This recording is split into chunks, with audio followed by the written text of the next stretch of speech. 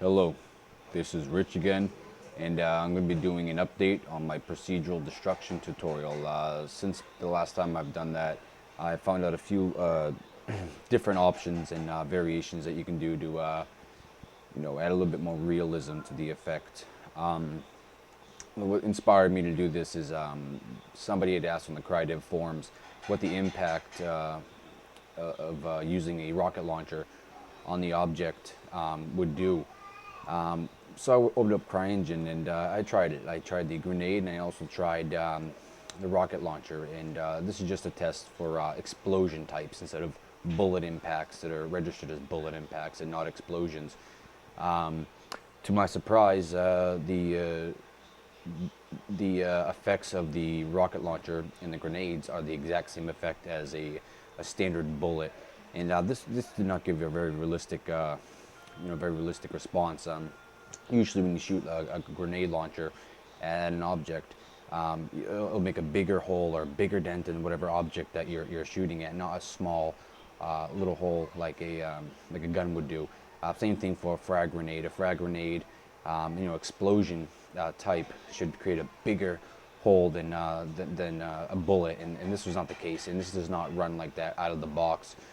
So there's a couple of things that you need to add to add this effect to make it a little bit more realistic. And I've since figured this out.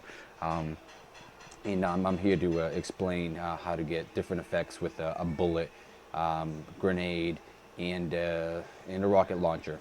All right, so let's get started. Okay, so what I'm going to do now is I'm just going to straight up open up my Cryengine, the editor.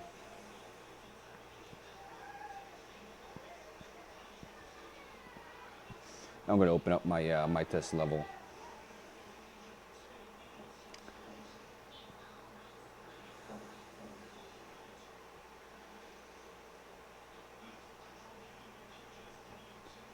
And I can't tell right now, but if there's any noise in the background, I severely apologize. My two boys are playing in the other room, being kind of loud. So I apologize in advance.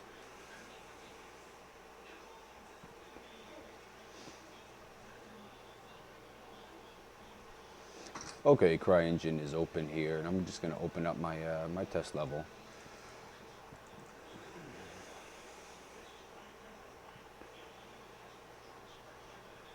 It's the same level that we've been testing on before in all my other tutorials. I haven't really worked on, furthering the gameplay and, level creation. I've basically just trying to nail down the asset creation so that when I get all that done, I can start actually getting into full-fledged pipeline of gameplay and getting this up and running, my project here. Okay, this is the same concrete that you saw in my other tutorial here. It's still it's still an entity, physics, breakable object with the ID, breakable type ID set to 100, because that's what the material we had on it was 100. So everything's exactly the same setup. And I've gone ahead in 3D Studio Max and I've changed the shape of the cut shape to allow for a more realistic cut, in my opinion. This should, it could be a couple more tweaks. So let me just go in here and show you the effects. You saw my tutorial last time, how I shot it and the hole that it made. And I'm going to go ahead and show you the result of changing some of these scripts that are involved in this, and the explosions and stuff to get different variations. So I'm going to go ahead and I'm going to jump right in game. I'm in game here, and I'm just going to shoot this guy. I'm going to kill him. And so I'm going to go right here, and I'm going to shoot. And as you can see, it's just a little bit more, variation, a couple of bumps and stuff like that. Just like that. So I'm going to go ahead and I'm going to back up here, and I'm going to throw a grenade. Sometimes it does freeze on me, and it didn't happen until I started messing with some settings. So I might have just bumped the wrong setting or something. So I'm going to go ahead and throw a grenade. Okay, let's go up close and see what the effect the grenade had on it. If you can see, it made a pretty big impact. Again, it's using the exact same shape as the bullet, but it just basically scales that object, that cut shape, because we told it to in the scripting, that when an explosion happens, and not just a regular bullet, but an explosion happens, to go ahead and scale that. The cut shape could be obviously modified to look a little bit more realistic than this, but again, this is just demonstration. So I've used a grenade, so let's just hop back out of here, go in, and then go ahead and use a rocket launcher against this thing. So good. I just killed that guy here. And I'm going to take out my rocket launcher. I'm going to go ahead and... there we go. And...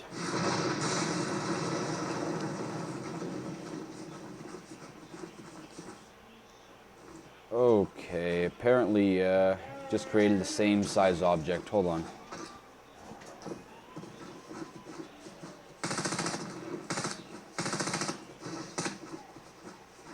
I had this working previously, but we'll definitely get it up and running before the end of this tutorial. So let's try this again here.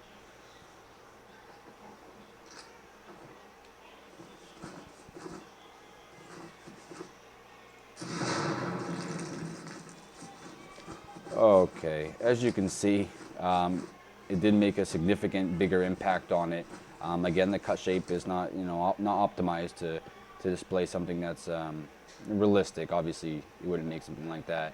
So let's go ahead and just shoot this and shoot this. And see if I can get rid of. Show the other side here.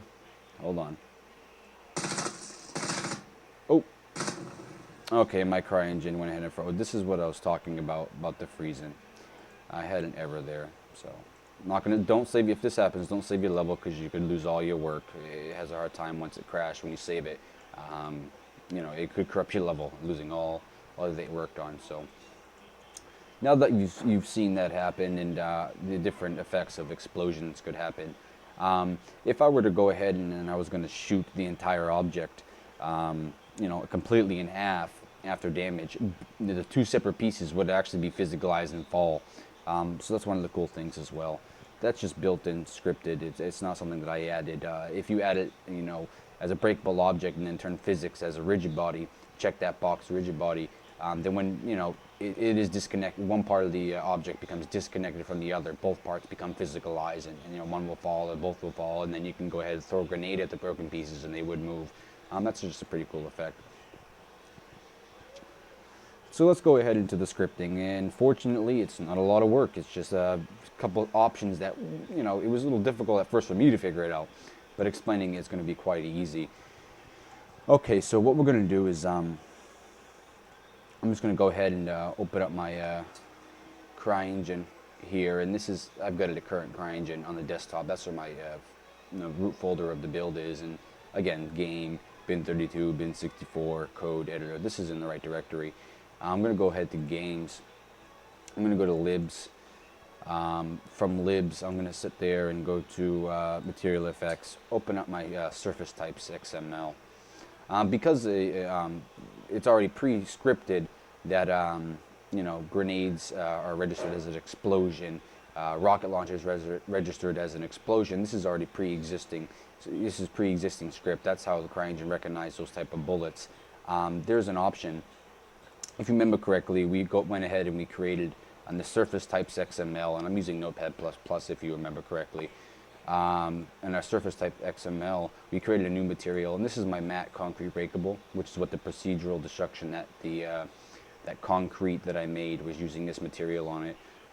If you go in the physics tag, and this is, it says physics here, pretty much the first parameter, if you copied exactly what I did, you're going to have it, it's going to end right at the end of the line.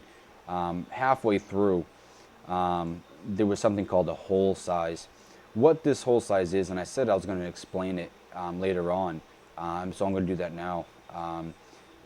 In my little tutorial, I'm going to do that now. So what hole size is, it takes your cut shape, and when you shoot the object that you want, it takes that cut shape and then it multiplies it by this value, meaning it scales it in X, Y, and Z. So if I had an object that was 10, let's go ahead and make this 1.5, so the math is a little bit easier here. Oops, I went ahead and put enter for the next line, so just going to do that.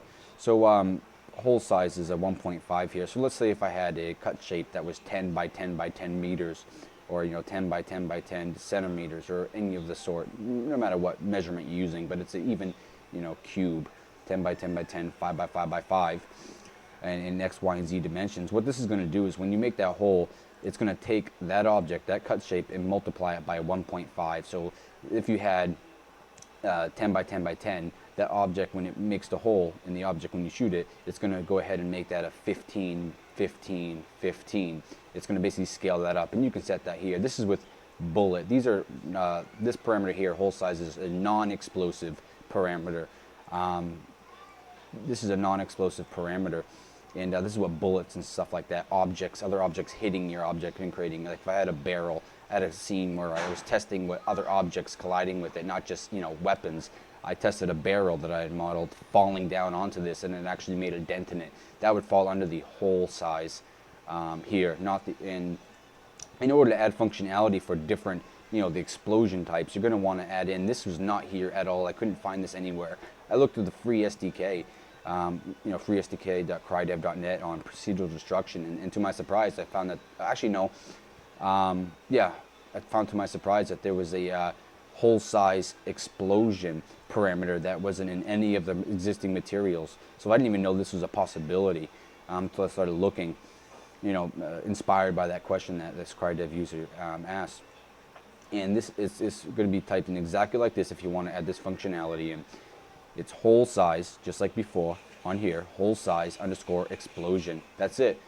And because of the fact that I wanted, a grenade or something that's explosive like a rocket launcher, to make a bigger hole, I just basically put a 6 here instead of 1.5. This allowed it to scale the cut shape by 6, creating a bigger hole in the object that you want to create as a procedural destruction, asset. So that's basically adding the functionality to to the object. So that's all you got to do basically, is just add this hole size explosions and then scale it by however you want. If you didn't want such a quite a big hole, you can put this like a 4 or 3. I did find the grenade, when I changed this number, the grenade worked right out of the box. I mean, once I changed this to a 6, the grenade made a hole that was obviously 6 times what my cut shape was. Unfortunately, I ran into an issue with the rocket launcher. The rocket launcher didn't seem to affect it at all. It kept making the 1.5 hole. And I said, hold on a second.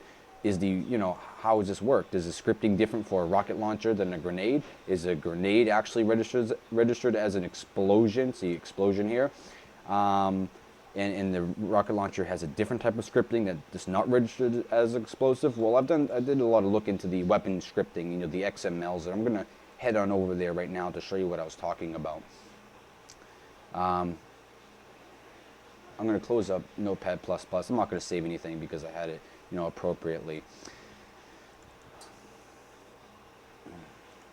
Okay, I'm going to go back to my current Cryengine here. I'm going to go into the game. Remember, the current Cryengine is my build root directory. I'm going to go into the game. Hold on a second here. Hey, Crystal, do you mind getting Jeffrey? Thank you, hon. Okay, I'm sorry. My son was, in the room here, and trying to keep it peace and quiet. Okay, so we're in the current Cryengine. We're going to go right into the games, and this is weapon scripting. I was looking in there to find out, okay, what's going on. I think the rocket launcher would be, recognized as an explosion. And so I started looking in some of the weapon scripts to see what was going on here. So I went into the game scripts folder, entities. There's a folder here. Where is it? Items. In the items folder, there's the explosive.lua. So I just opened that up, and I seen here that this said, function create explosive, and I started, what I did was I took my object, which is rocket, which let's see, the rocket XML, which I'm going to show you in a few seconds how to get to that. This is the rockets from the rocket launcher. This is what the parameters of that, how much damage it does, how fast it travels, stuff like that. And its name is rocket. ammo name equals rocket. So I went into the explosive to see if I can, make the rocket launcher an explosive by basically just copying. They have create explosive, C4 explosive. So I went ahead and I created explosive, copied this just like this. Went down to the next line, pasted it, but then I went ahead and I put in, rocket, the name of that, and to see, okay, now this will probably make it an explosive. And I tried that and it didn't work still. This is because even though this looks like it registers explosive and you do it through this, I actually found out that a rocket launcher is already registered as an explosive internally. And I'm going to show you how I end up fixing it so that rocket launchers do the exact same thing grenades do out of the box. So I'm still going to be in the game, scripts, entities, items. I'm going to go ahead in the XML. I'm going to go to the to weapons. My bad. Ammo.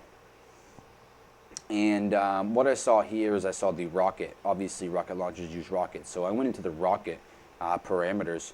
And what I saw down here, because I also opened up the grenade, explosive grenades XML, and that's in the same folder right here, explosive grenades. I just opened up the explosive grenades because that did work, and then the rocket that didn't work, and compare some of the parameters to see what was going on. And what I found was it was something very, very simple. In the explosive grenade, what you see here in the explosion parameters, oh, by the way, in the ammo types, if you add in this explosion tag and then put the parameters in and then close the tag with, / explosions, if you put this here and this here filled with a bunch of parameters similar to this, that actually makes it an explosive, just in case you wanted to know and wanted to make your own ammo and make that, be registered as an explosive. I believe it's actually, you just need to have this explosion tag defined inside your weapon, script, your ammo script, and then put some of these parameters in. You can just look at, the explosive grenade or the rocket launcher to get some of the, an idea of how it works. That's how I do a lot. I basically look at the pre-existing content and then compare it with, the stuff I'm going to do and see how they did it. Crytek did it to get, an idea of how to do it. But I think actually, from my experience, adding this explosion tag inside of, with the parameters inside of any of your weapon ammo scripts, then that actually makes it an explosive, just so you know in future reference. Inside here, you're going to see something that's called, under the explosion tag, parameter name, minimum name, min radius, value equals 5, and param name, max radius, value equals 15. This is for the explosive grenade, and I tweaked a whole bunch of these settings, but these, as you can see right now, what this is here is the default settings. As in, I didn't touch before while troubleshooting. I changed these settings, but if you look at these settings, I did not change anything. So frags will work the way you keep it. Just don't touch it. The frag grenades will work. And then I looked over here into the rocket, and I saw that this is, the only values that are changed in the rocket are the minimum radius and the maximum radius. And this is what I found caused the explosive. These were set to a lower value. I believe it was actually, if I'm not mistaken, it was like something like 3 and 8, something like that. And I tweaked this a little bit higher to mimic the explosive radius, and it actually started to make those holes bigger, like the frag grenade. And I think this is because that when the rocket launcher hit, it wasn't, the radius wasn't big enough to affect more of that area on that concrete. So first of all, we ended up showing you how they actually works by showing you that shooting it was a little hole, throwing a grenade at it made a bigger hole, and as well as the rocket launcher did it. Then I've also went into what was it? I think I explained. Oh Jesus. I forgot, but anyways, I've also explained the this here, and that's all you need to do to make grenades and rocket launchers, add different effects to it, and that's all you need to do. Just increase this radius to whatever you want. So I basically put mine at 4. If you want to copy mine, this is on the rocket launcher script, rocket XML, and I increased that to 4 on the minimum, and on the maximum, I went ahead and increased that to 15. What I'm going to end up doing is, because on the rocket, when you saw that when I first hit it, it actually made a small hole. But the second time I hit it, it made a big hole. So I'm actually going to be safe, and I'm going to look at the explosive grenades, and it's actually 5 and 15. So I'm going to go ahead and I'm going to just mimic the exact settings. I have 4 and 15, so let me just change that to 5 and 15 to hopefully make sure it always makes that bigger hole. But that's all you have to do, to be quite honest here. All right then, thank you very much. I hope this clarifies a lot of things and excites you about cool features that you can add to your pre-existing project. And I want to thank you again just for staying tuned. All right then, my next tutorial, I promised that I was going to continue on making custom weapons. Before the tutorial, I believe it was creating pickable objects, and I did that. But then I said there's going to be a part 2 where I'm actually taking that pickable object and turning it into a weapon you can actually use. And this is in the melee area, not a ranged weapon. It's a melee area, weapon. So I'm going to be doing that in my next tutorial. Sorry for the wait, guys, but I want to get this perfect before I make a tutorial on it. But thank you guys very, very much for your support. I noticed you guys have been sending a lot of comments. Much appreciated. That kind of stuff gives me motivation to keep on going, to let me know that people actually do like my work, and it gives me motivation to keep making these tutorials. So just let me know how I did, good or bad. I know I was a little bit finicky during this one here, stuttering and a lot like that, but quite honestly, I'm trying to do it with my kids as well. All right then, thank you very much, and have a nice day.